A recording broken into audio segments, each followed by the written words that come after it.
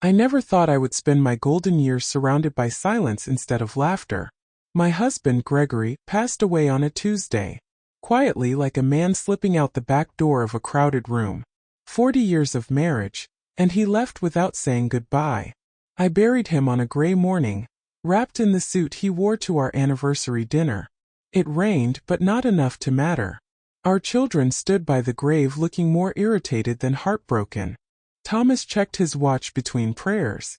Lila complained about the mud ruining her shoes. Eric didn't say anything, not even a word to me. I watched them all and felt a strange detachment, like I was looking at someone else's family. The next day the lawyer called. There was a will. It had been updated 2 months prior. No one told me. No one ever told me much. I assumed Gregory left everything to be split between the kids, maybe with a little aside for the grandchildren. That would have made sense. That would have been fair. But when I arrived at the lawyer's office, there was already someone waiting. A young man, late 20s, neatly dressed, nervous fingers. He stood when I walked in. "Mrs. Hargrove," he said. "I'm Jonah. I'm Gregory's son." I sat down, not out of calm, out of instinct. If I hadn't, I might have collapsed. He told us. The lawyer confirmed it. Gregory had a son from another relationship, long before we met. He had kept it secret all this time. Jonah wasn't aggressive. He didn't demand anything. He just handed over a sealed envelope and said, "I was told to give this to you." The envelope contained the new will. According to it, Gregory left everything to Jonah. The house, the savings, the lake property, even the old watch he kept in the drawer beside his bed. Not a cent for Thomas, Lila, or Eric. Not a mention of me. Thomas exploded. He called Jonah a liar. Lila started crying. Eric just stood there, stunned. The lawyer remained silent until the room quieted. The signature matches. The notary is verified. I have no legal grounds to challenge it. I didn't speak. I didn't cry. I took the will, folded it into my purse, and left. That night, I sat at the kitchen table until morning. I didn't sleep. I didn't move. My mind replayed every year of our marriage, every conversation, every quiet moment. And then I realized, Gregory had been distant for months before he died. Distracted. Secretive. I thought it was age. I thought it was grief over his failing health. But maybe it was guilt. Jonah came by the house the next day. He was polite, careful, unsure. He apologized. Said he never meant to cause pain. That Gregory had reached out to him last year. They had started talking, meeting, and Gregory wanted to make things right. I told Jonah he could have the room upstairs, the guest room, until things were sorted. He thanked me, quietly. Thomas called me that evening shouting about lawyers and fraud. He said he would sue. I told him not to bother, but something felt wrong. Not just in my heart. In the paper itself. I'd seen Gregory's signature thousands of times. On cards. On checks. On forms from school. And something in the stroke of the G looked off. I didn't say anything. Not yet. Instead I watched. Listened. Waited. Jonah wasn't interested in money. He didn't ask about accounts. He asked about Gregory. What he was like. What he loved. He walked around the garden every evening like he was trying to memorize it. But my children, they came over only to ask questions. Where was the deed? Was the life insurance still active? Could I talk to the lawyer again? I realized then it wasn't the will that broke us. It was the truth that had always been hiding under the surface. I started digging. I went through old files. Gregory kept a metal box in the closet behind his suits. I had never opened it. Inside were old letters, bank slips, photocopies of IDs, and another will. Signed. Dated a year ago. This one left everything to me. I called a friend of mine, Maria, who used to work in probate law. She came over the next day. We compared the signatures. We examined the documents. And we found it. A smudge. A date error. A notary stamp from a state Gregory had never visited. The will Jonah gave me was fake. I didn't confront him. Not yet. I needed more. Maria helped me contact the notary. A woman named Denise. She confirmed it. The will was never signed by her. She'd never met Gregory. The fake will was a lie. But it revealed the truth about my children, about what they cared about how fast they were willing to turn on me. And I knew what I had to do next. After Maria confirmed the forgery, I didn't react the way I thought I would. I didn't scream. I didn't cry. I didn't even feel anger. What I felt was colder. A kind of internal stillness that comes when something inside you shuts down. Like a switch flipped. I wasn't the same woman I had been when I buried Gregory. Something had broken and something else was taking its place. I invited Jonah over. When he arrived, he looked like a child caught with stolen candy. Nervous, quiet, small. I served tea.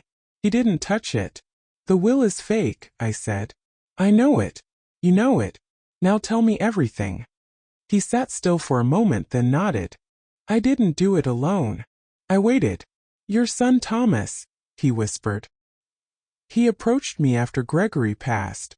He said there might be a way to fix the will, to make things fairer. I told him Gregory had promised me something. Thomas said he could help. I stared at him. So you went along with it. I didn't know how far he'd go. He said he had connections. Someone who could make it look legitimate. You didn't stop him. I wanted to matter, he said. I wanted to feel like I belonged to someone. The worst part? I believed him. His voice shook. His hands trembled. He wasn't a con artist. He was a lost boy, desperate to be seen. But that didn't make it right. I asked him to leave. This time for good. That evening I called Thomas. He didn't deny it. He blamed me. You were going to give everything to Alice anyway, he snapped. You think we didn't notice? You treat us like afterthoughts. We've spent our lives trying to earn your approval, and you only ever had time for your precious granddaughter. You forged your father's name, I said flatly. You committed fraud. He scoffed. You're acting like this is about money. It's not. It's about respect. No, I said. It's always been about money for you. You just never had the decency to admit it. Lila came the next day. She brought flowers. Tried to look concerned. Sat on the sofa with her legs crossed and hands folded like we were at some polite tea party. I heard Jonah left, she said. I asked him to. Why? I raised an eyebrow. You know why. Her smile faded. I didn't know Thomas was serious, she muttered. I thought he was bluffing. I didn't know there was an actual plan. You encouraged it, I said. I know you did. Jonah told me. She stood, ready to defend herself, but there was nothing left to say. Eric didn't bother visiting. He sent a short email. Hope everything is okay. Let me know if you need help selling the lake house. That was the last time I heard from him. I went to the lawyer alone. I gave him both wills, real and forged. Maria's statement. Denise's notarization report. It was enough to nullify the fake. Everything legally reverted to me. Peter, the lawyer, looked at me over his glasses. Would you like to press charges? No, I said. That would give them exactly what they want. Attention. Noise. A public battle. What would you like to do? Write a new will. Seal it. No one sees it until I'm gone. And the beneficiaries? I smiled, but it didn't reach my eyes. Just one. Alice. I spent the next week changing everything. Bank accounts. Titles. Trust funds. Passwords. Lockboxes. All the while my children kept calling. Leaving voicemails, sending text messages, asking how I was feeling. They had no idea the storm had already passed. They were still dancing in the rain, hoping for thunder to strike somewhere else. I stopped answering. I watched them from the windows. Thomas circling the house in his car. Lila pacing on the porch pretending to talk on the phone. Eric never showed, but I knew he was lurking online, checking property values, researching legal angles. Let them try. Let them scramble for something I no longer intended to share. Then Alice came. She didn't ask about wills. Or property. Or money. She brought lemon bars and sat with me in the garden. Told me about school. Her part-time job. Her dreams of moving to Oregon and starting a small photography studio. I looked at her and saw the only thing worth leaving behind. "I'm sorry," she said suddenly. "For what?" "For them," she whispered. "For the way they've acted. For everything you've gone through." I didn't cry, but something shifted. A wall that had been holding for weeks softened just enough to let the light in. I hugged her. "You have nothing to apologize for." The next day I finalized the will. Every account, every deed, every item of value, transferred into a living trust in Alice's name. It would remain sealed until I passed, or until I decided otherwise. I kept one copy, locked it in Gregory's old metal box. The same one that had once hidden secrets now held the truth. The children never knew, but they sensed it. I saw it in their eyes when they visited, pretending to care. Lila asked if I'd considered moving into assisted living. Thomas offered to help with the finances. Eric emailed me a PDF of a family estate planner. It wasn't supposed to come out like that. I had taken every precaution, every silent step, to keep the new will hidden. I had trusted Peter the lawyer, trusted Maria, trusted myself. But secrets have a way of slipping through cracks, no matter how tightly you seal them. It started innocently, or at least it looked that way. Peter's assistant, some new girl barely older than Alice, had sent a routine email. Except she copied the wrong address. Instead of sending the confirmation of trust documentation to my private inbox, she sent it to the old family group account Gregory had set up years ago, one none of us had used in ages. Lila saw it first, then Thomas, then Eric. And just like that, the quiet world I had built cracked open again. I didn't know what had happened until Lila showed up unannounced, slamming her car door so hard it shook the shutters. She walked into my house like she still had a right to it. Her heels hit the floor with the same rhythm she used to use when she stormed through the halls as a teenager. "How dare you?" she said. No greeting. No eye contact. I set down my teacup. "I assume you saw the email. You rewrote everything," she snapped. "You left it all to Alice. Without telling us. After everything we've done for you." "Everything you've done?" I asked. "Let's not pretend. You're giving her everything," she said, eyes narrowing. "The house, the accounts, the cabin. And none of it will be yours," I said quietly. "Not hers either." "Not really." That gave her pause. "What do you mean?" I stood and walked to the drawer, pulling out a printed copy of the trust summary. I handed it to her. "The trust is airtight. The assets are not to be sold, borrowed against, or transferred to anyone outside of Alice. She can live here, use the funds for education, travel, or build a life, but she cannot give anything to you, or Thomas, or Eric. And she cannot be pressured to." Lila stared at the paper like it might dissolve in her hands. "You set us up," she whispered. "No. I protected what your father and I built. From people who proved they don't deserve it." She left without another word. The next day it began. Thomas showed up angry. Eric followed, trying to play peacekeeper. Lila came back, this time with Alice's mother, my daughter-in-law, and for the first time since Gregory's funeral, the entire family stood in my living room. Except now they were united by bitterness, not grief. "You're tearing us apart," Eric said. "You're choosing one grandchild over the entire family." "No," I said. "You tore this family apart the moment you plotted behind my back. I'm simply responding." Thomas stepped forward, holding his phone. "Do you have any idea what this will do to our relationships? What people will say? You think Alice will be able to carry this alone?" "She won't be alone," I said. Lila looked up, eyes gleaming with something darker than anger. "She's just a kid. She doesn't understand what you've done. And when she realizes it, she'll hate you too." "I don't think she will," I said. "Because I've raised her to be different." They didn't argue. But the look said everything. And then the worst thing happened. They turned on Alice. It started with silence, no calls, no visits. Then passive-aggressive messages. "Must be nice," Thomas wrote on her birthday post. "Hope Grandma's money keeps you warm." Eric's wife unfriended her on social media. Lila called her, only to guilt her. "I hope you're proud. You let her use you. You should have told us," Alice came over 2 days later, tears trembling in her eyes. She didn't speak at first, just stood in the hallway holding a pie she'd baked. "Put it down," I said gently, guiding her to the sofa. "They're so angry," she said after a while. "They think I knew. They think I asked for this." "You didn't," I said. "And even if you had, it wouldn't make you guilty. I don't want to lose them. They were never truly with you," I said. "They loved what you represented. Now that you have what they wanted, they hate you for it." She cried then. Not loud. Not dramatic. Quiet, like someone used to being hurt gently. I held her hand. "You are not the villain here," I told her. "You are the future. And I'll protect you until my last breath." She stayed the night. We watched old movies, the kind Gregory used to fall asleep to. She curled up with a blanket I knitted years ago and drifted off by the fireplace. I watched her sleep and wondered how my own children could look at her and see only a threat. The next morning the real blow came.